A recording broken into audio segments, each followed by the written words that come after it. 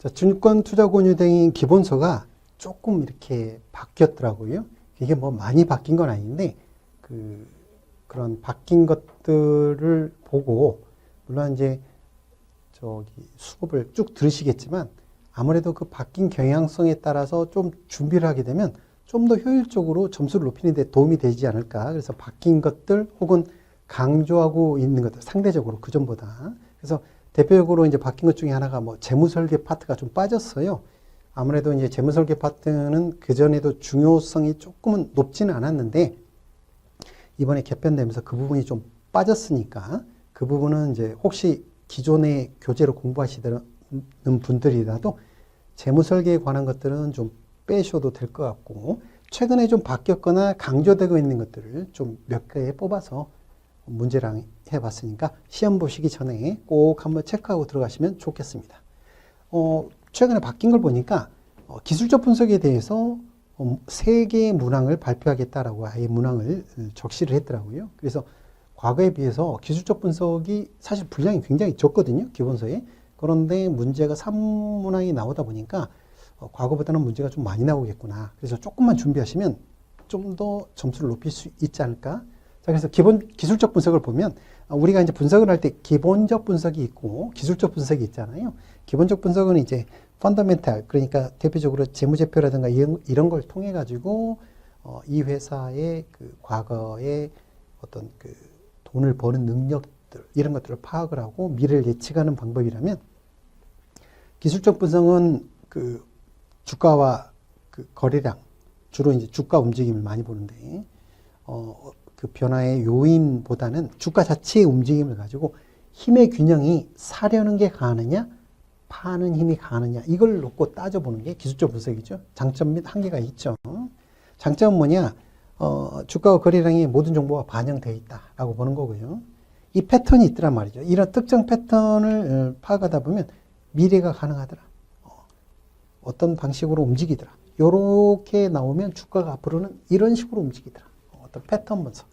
그리고 차트를 통해서 쉽게 짧은 시간에 이해합니다. 그러니까 이 회사가 어떤 회사고 뭘 만들고 어떻게 세일즈를 하고 이건 모르더라도 차트만 놓고 그 힘의 균형 논리, 매매 힘의 균형 논리만 찾으면 되니까 좀 시간적으로 빠를 수가 있죠. 복잡하지 않고. 자, 그렇지만 단점 및 한계도 있겠죠? 미래에 그대로 반복된다 패턴이 그대로 반복되기만 하면 우리가 왜 고민하겠어요? 패턴대로 자 여기까지 왔네. 그 다음에 이런 방식으로 나가겠네. 그러면 고민할 게 없겠죠. 자, 그러지 않더라는 거죠. 자, 분석 자료에 해석하는 사람마다 좀씩 틀리더라는 거죠. 그리고 추세라는 것도 그 기간을 명확하게 구분하기가 쉽지가 않더라는 거죠. 이게 모두 설명이 되면 고민할 게 없을 텐데 그러지 않죠. 그리고 이제 해석이 또 틀릴 수 있다는 거. 그리고 이제 수급이 아닌 다른 요인들, 얼마나 많은 수많은 요인에 의해서 주가가 결정되겠어요. 본질적 가치가 훼손되는 경우도 있고요. 법에 의해서 상품이 판매할 수 있거나 판매할 수 없는 상황들, 다양한 요인들, 정치적 요인들, 다양한 요인들이 있는데 그런 요인들을 설명이 어렵다. 시장의 변동에만 집착하다 보니까 변화 요인이 파악이 어렵고 이론적 검증이 어렵다. 왜 이렇게 되느냐? 다만 이제 이런 건 있는 거죠. 어차피 주식이라는 게 굉장히 심리 싸움이 들어가 있는 거고 주가의 변동에는 그 투자자의 심리가 녹아 있거든요. 지나친 기대, 지나친 불안 이런 것들이 다 반영되고 있는데 사실 주가의 움직임이 그런 것들이 반영되어 있기 때문에 그런 걸 분석하는 게 나름의 의미가 있기 때문에 우리는 이제 주로 그 기본적 분석을 통해서 종목 개발을 많이 하고 매매 타이밍을 찾을 때 기술 분석을 많이 합니다.